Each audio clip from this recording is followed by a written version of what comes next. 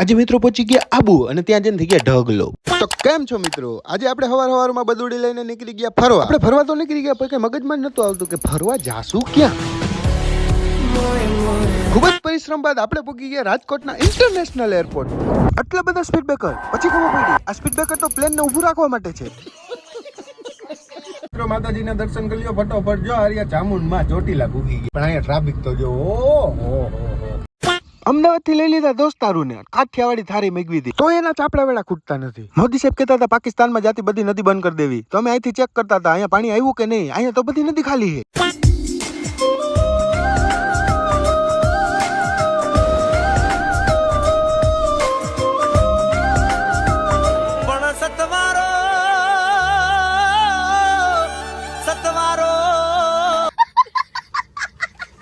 છસો થી 700 કિલોમીટર કાપીને અમે પૂગી ગયા ફાઇનલી આબુ અને અમે થઈ ગયા થાકીને ટેં.